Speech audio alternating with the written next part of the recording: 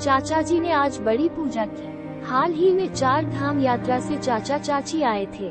चाचा चाची के साथ दिल्ली जाते समय चाचा के दोनों बेटे, उनकी पत्नियां, सबसे बड़ी के 3 बच्चे और छोटी के 2, उनकी एक बेटी और दामाद भी थे और बेटी को एक बेटी और एक बेटा भी थे। चाचा ने सबके लिए प्लेन ट्रिप का आयोजन किया था। दिल्ली, चंडीगढ़ आदि के आसपास के कुछ हिस्सों में 4 दिनों तक यात्रा की और बाकी सभी हवाई जहाज से वापस आ गए। हालांकि चाचा चाची आगे निकल गए। कई सालों से चाची चाहती थी कि कम से कम एक बार तीर्थ यात्रा पर जाए। बेचारी चाची ने जीवन भर केवल मेहनत की थी। जब उनकी शादी हुई तो वो जॉइंट फैमिली वाले घर में आई। इसके अलावा घर में बड़ी बहू होने के कारण घर में 2 देवर और 3 नंद की शादी प्रसव सब चाची ने की। चाचा की सरकारी नौकरी थी लेकिन एक साधारण लिपिक की। उस समय तनख्वाह बहुत कम थी, इसलिए उन्हें हर समय कड़ी मेहनत करनी पड़ती थी। लेकिन कभी चाची ने शिकायत नहीं की। उन सभी की शादी हो जाने के बाद उनमें से हर एक को एक अलग दुनिया मिल गई और चाचा चाची के एहसान को भूल गए। इसके अलावा उनकी अपनी दुनिया भी फल फूल रही थी। तब खर्चा इतना था कि घूमने की तो बात ही दूर की। रिटायरमेंट के बाद मिले पैसों से और जीवन भर की बचत से 2 मंजिला मकान बनाया और 2 बच्चों के जीवन यापन की समस्या दूर हो गई। बड़े के पास काफी अच्छी नौकरी थी, लेकिन छोटे का ध्यान चंचल था और वो ज्यादा देर कहीं टिका नहीं। अंत में उसके चाचा ने उसे दुकान लगाने के लिए पैसे दिए। देखने के बाद सब कुछ ठीक हो जाता है। हाल ही में ये पता चला कि गांव के पास उनके खेत को बांध दिया जाएगा और उन्हें सरकार से मुआवजे के रूप में पैसा मिला। अब चाचा जी ने खेती के साथ साथ गांव के पास का घर भी बेच दिया, इसलिए उन्हें अच्छी खासी रकम मिल गई। मिली रकम को जमीन या रियल एस्टेट में दोबारा निवेश करने पर टैक्स में छूट मिलती है और पैसा सुरक्षित रहता है। तो क्या हमें खेत की जमीन खरीदनी चाहिए? घर में रोज घर को लेकर चर्चा होती रही। मुलाकातें होने लगी। दलाल का आना जाना बढ़ गया। चाचा जी को तो समझ में नहीं आ रहा था कि क्या करें। इसी समय चाची ने कहा कि वो 4 धाम यात्रा पर जाना चाहती है, इसलिए भले ही यह यात्रा निकाली गई। चाचा ने कम से कम 3 दिनों तक सभी को खुश किया और फिर आगे बढ़ गए। लेकिन जब तक वो वहाँ थे, बहन और भाई की दैनिक सलाह जारी रही। सबको डर था कि अब चाचा चाची ना जाने कितना खर्च कर देंगे, हमारे लिए कुछ रखेंगे भी या नहीं, हमारा भी अधिकार है। जब तीनों बच्चों के माता पिता का फोन आया तो आप जब वापस आए तो वो यही सुझाव देंगे कि हम ये फ्लैट खरीद ले या खेती बाड़ी आदि देखें। 16-17 दिनों के बाद चाचा चाची वापस आए और गंगा पूजा का कार्यक्रम तय किया।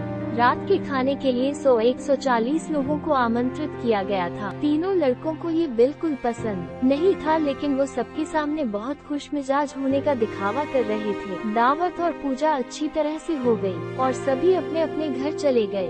घर में केवल तीनों बेटों का परिवार था और सभी तोहफे देख रहे थे। वास्तव में वे असमंजस में थे कि पैसों के विषय पर कैसे चर्चा की जाए। अंत में छोटे लड़के ने एक बार कहा, पापा मेरे दोस्त ने अभी एक फ्लैट खरीदा है, जैसे कि निर्माण चल रहा है, अभी कीमत कम है, वो कम पैसे में 3 फ्लैट छोड़ देगा, क्यों न जाकर इस रविवार को देख कर आए। लेकिन चाचा अपने पोते से बात कर ही रहे थे कि अचानक उन्होंने कहा, जब हम यात्रा कर रहे थे तो वहाँ मजेदार था। एक मंदिर में बहुत अच्छा उत्सव चल रहा था। रात का खाना चल रहा था, बहुत भीड़ थी और बहुत सारे व्यंजन पके हुए थे। उसी वक्त मंदिर पर भजनों और श्रद्धालुओं ने नृत्य किया। मैं धीरे धीरे यहाँ सोचकर मंदिर के दर्शन मिलेंगे या नहीं, लेकिन कमरा बिल्कुल खाली था। हर कोई बाहर था और भगवान और मैं कमरे में अकेले थे और देवता मुझसे बोलने लगे। उतने में बड़ा बेटा गुस्से से बोला, पापा राजू जो कह रहा है क्या आप सुन रहे हो? लेकिन पापा ने इस बात को पूरी तरह से अनसुना कर दिया और बात करते रहे। भगवान ने कहा कि देखो सुंदर, ये मेरे नाम पर उत्सव है, पर मौज सबकी है। सुबह पूजा हो चुकी थी। फूल पत्ते पानी मुझ पर रखे, अब वो फूल पत्ते सड़ रहे हैं, उसकी दुर्गंध फैल रही है, उसमें के कीड़े मुझ पर चल रहे हैं और अब इस गंदगी को कोई साफ नहीं करना चाहता।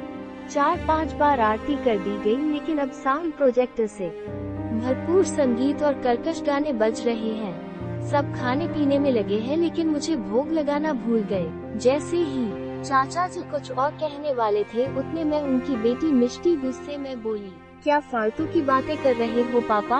पापा आप व्यस्त नहीं है लेकिन हम इतने काम में इतने व्यस्त होते हुए भी आपके लिए ही आए हैं और आपकी ये क्या बकवास चल रही है? हालांकि इस बार चाचा जी बोले फालतू, मैं बकवास नहीं कर रहा हूँ। जो कुछ भी कह रहा हूँ मैं आपको सच कह रहा हूँ। आप हमारे लिए नहीं बल्कि सिर्फ पैसों की सेवा करने आए हैं। जब हम यात्रा कर रहे थे तो हर कोई मुझे अलग अलग योजनाएं बता रहा था, लेकिन आप में से एक ने भी हमारे स्वास्थ्य के बारे में नहीं पूछा। हम क्या खा रहे हैं, कहाँ जा रहे हैं और हम कहाँ रह रहे हैं, आपने पूछताछ भी नहीं की।